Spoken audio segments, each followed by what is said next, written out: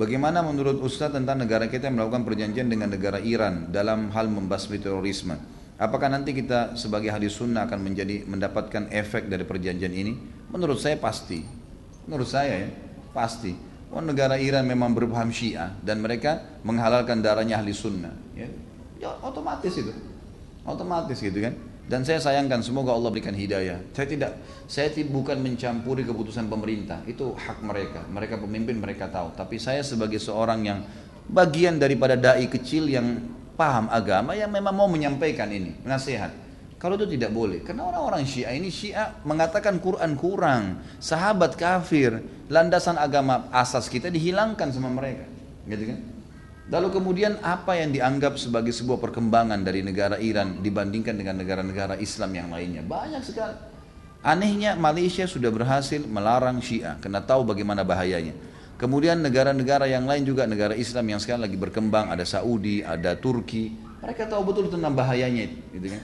Maka mereka menahan. Anehnya kita masuk ini, malah menerima, gitu kan? Malah menerima. Allah musta'an. Ini saya khawatirkan, semoga Allah jaga, tapi kita diperintahkan dalam agama untuk berikhtiar ya. Mudah-mudahan saja kita berharap, tapi secara hitung-hitungan rasional manusia pasti akan ada efeknya. Pasti ada efeknya, gitu kan. Sementara di Timur Tengah dibuat koalisi untuk memberantas terorisme, termasuk karena kasus bagaimana tidak ada ya imperium Syiah Iran masuk satu wilayah di Timur Tengah kecuali merusaknya. Rusak semua. Pasti dikacauin semua. Irak dimasuk, kacau, hancur, sampai sekarang hancur. Sampai orang-orang Irak berharap coba Saddam Hussein hidup kembali. Mereka berharap dulu kembali, udah hukumnya dulu. Karena susahnya mereka hidup. Bashar sekarang membantai sekian ratus ribu ya, warganya sendiri. Sampai boleh pasukannya memerkosa warganya sendiri. Ini dari mana akalnya ini, gitu kan? Hanya karena pemahaman Syiah bahwasanya ahli sunnah halal darahnya. Dari mana ini? Terus kemudian mau dikembangin, gitu kan?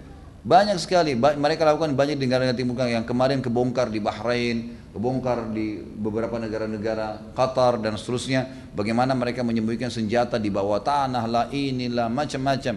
Memang ini pemahaman politik yang mengatasnamakan agama, kemudian sekaligus menyebarkan pemahaman yang ngawur sudah. Salah ini teman-teman sekalian, pemahaman Syiah ini salah, jangan diikutin, nggak boleh, gitu kan? Nggak boleh mencaci maki sahabat. Ini sebabnya kita pilih materi tentang sahabat supaya umat Muslim kembali kepada mereka. Ini generasi unggul awal yang menerima wahyu langsung dari Nabi SAW. Lalu kita mau kafirkan dengan beragam macam dalih, siapa anda dan siapa mereka, gitu kan? Sampai pada tingkat mereka sudah melaknat. Mereka kalau datang ke Madinah melaknat Abu Bakar sama Umar tuh di lewat kuburannya. Siapa kamu dan siapa ini? Ini mertua Nabi SAW. Gimana caranya gitu? Kamu lebih baik dari Nabi ya? Sampai berani-berani seakan-akan Nabi itu salah memilih mertua. Ya, ini ngawur ini. Bagaimana cara? Nabi salah memilih istri. Loh, ini Nabi Muhammad SAW kiai kita nih, guru kita terbesar.